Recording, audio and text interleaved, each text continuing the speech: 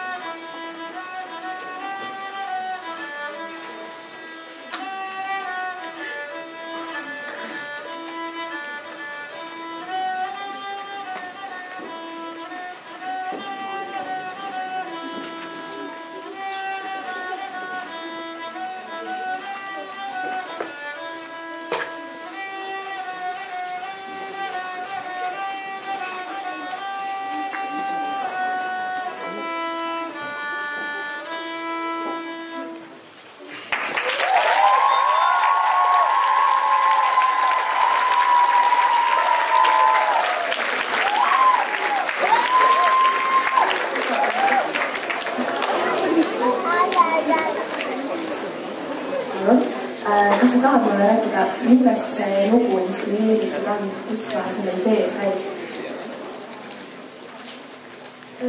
Mul pole mingit lugu nagu mängida ja siis ma hakkasin lihtsalt suvaliselt mängima, siis ma mõtlesin, et äkki teeme mingi uue loo.